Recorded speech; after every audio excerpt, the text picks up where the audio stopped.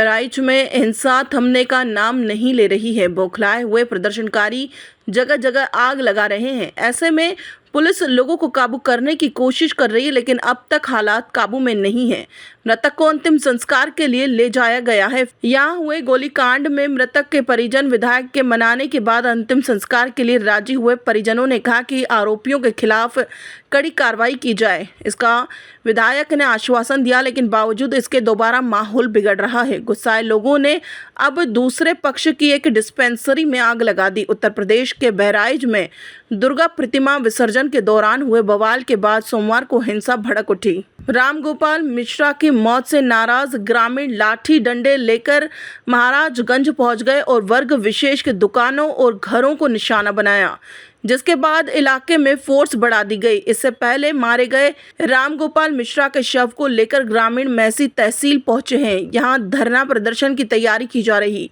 इस दौरान पुलिस ग्रामीणों को रोकने की कोशिश में जुटी है। ग्रामीणों का कहना है कि आरोपियों के घर पर बुलडोजर चलाया जाए। इससे पहले रामगोपाल के घर पहुंचे तहसीलदार के खिलाफ ग्रामीणों ने जमकर नारेबाजी की। पुलिस ने किसी तरह भीड़ को बचाकर तहसीलदार को वहां से निकाला। उधर रामगोपाल की पत्नी ने आरोपियों का एनकाउंटर करने की मांग की। बहराइच में मूर्ति विसर्जन के दौरान छत से चलाए पत्थर, युवक को घर में घसीटकर मारी गोली।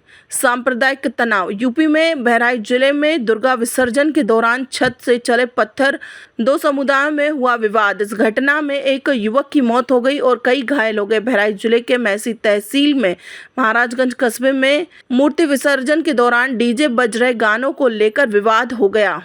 विसर्जन जुलूस में शामिल लोगों ने आरोप लगाते हुए बताया कि भगदड़ के दौरान दूसरे समुदाय के लोग विसर्जन में शामिल रहे हुए मंसूर रामगोपाल मिश्रा को घसीटकर अपने घर ले गए।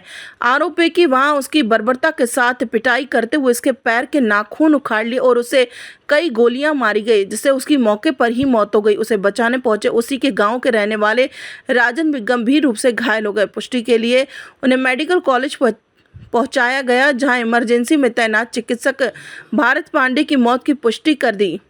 वहीं राजन का इलाज जारी है। राजन के अतिरिक्त लगभग 1 दर्जन लोग घायल बताए जा रहे हैं, जो अलग अलग अस्पतालों में इलाज करवा रहे हैं। विश्व हिंदू परिषद के पदाधिकारी सुरेंद्र जैन ने बहराइच हिंसा पर कहा कि जिस तरह जिहादियों ने एक हिंदू को यातनाएं दे देकर मार डाला, वो हिंदू समाज के लिए चुनौती और मुस्लिम समाज के लिए आत्मनिरीक्षण करने का अवसर है। वहीं बहराइच में बढ़ती हिंसा को देखते हुए प्रशासन ने इंटरनेट सेवाएं भी बंद कर दी। यहां हालात को काबू करने की कोशिश जारी है। भारी संख्या में पुलिस बल सड़कों पर मौजूद है। बहराइच हिंसा में मारे गए रामगोपाल मिश्रा के शव को मैसी तहसील परिसर में रखकर ग्रामीणों ने प्रदर्शन करना शुरू कर दिया। ग्रामीणों की मांग की उन्हें खून का बदला खून चाहिए। साथ ही आरोपियों के घर पर बुलडोजर चलाने की मांग की जा रही है। खबर सूत्र के लिए उत्तर प्रदेश बहराइच से रजत श्रीवास्तव की रिपोर्ट।